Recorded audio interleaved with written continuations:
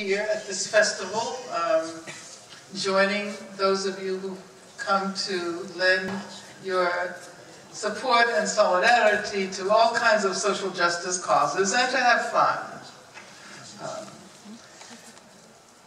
Racism in the U.S. It is quite bizarre that anyone would assume that with the election of one person, one black man, to the office of the presidency of the U.S., hundreds of years of violent racism would suddenly come to an end.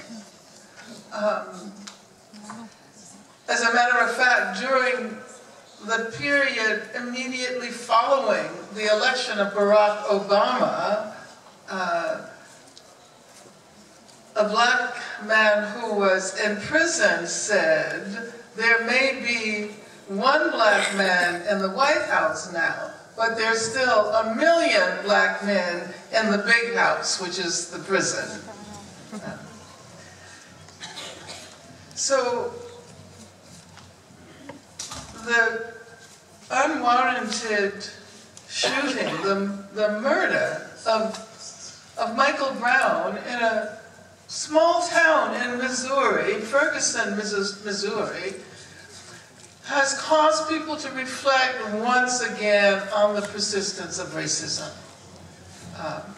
This racist violence has been the theme of black people's presence in North America since the days of slavery. It is, as a matter of fact, I can say that when I became involved as a very young person, organizing community, organizing for the Black Panther Party, organizing for other organizations in Southern California, the main issues we were confronting were issues of police violence and police murders, racist police murders.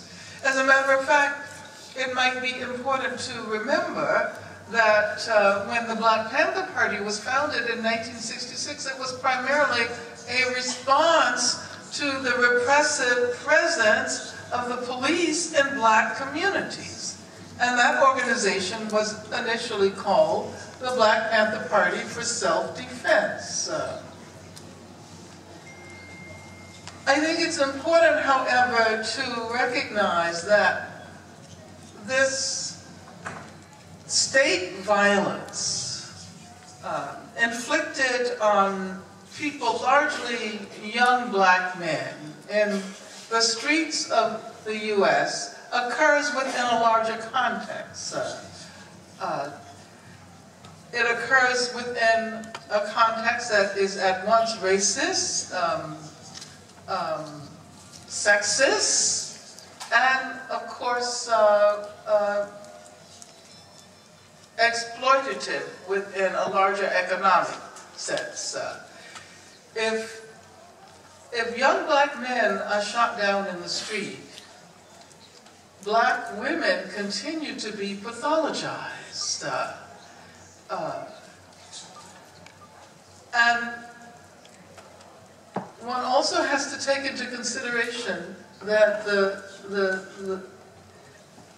if we want to speak about violence, the bodies that are most affected by violence in the world are female bodies. And somehow we think that there's a difference, that there are two entirely different phenomena. Racist state violence and intimate violence. And I think that precisely at this moment, the best response to the situation in Ferguson, the best response to the killing of Michael Brown, and to what we saw as the government response to the resistance, is to understand the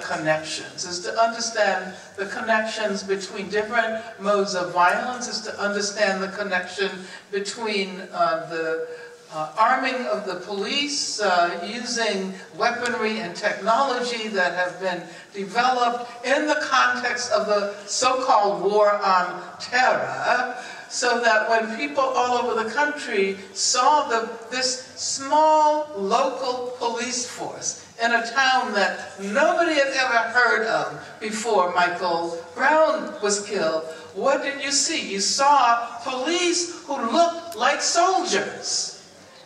And as a matter of fact, it's been pointed out that the police are supposed to protect and serve. They don't usually do this, but this is what they say they do. Soldiers are supposed to shoot to kill. And so, therefore, when you see these local police who are arrayed in outfits and weaponry and technology that has come to them under the guise of fighting terror, we begin to understand the connection between what happens to Michael Brown and the racist violence in Missouri and what is happening to the Palestinian people, for example, who are the targets of a kind of state violence and state terrorism that is abundantly funded by the U.S. And probably some of the same technologies that are used by Israeli military against Palestinians are used against young black and brown people of color in the streets of the U.S.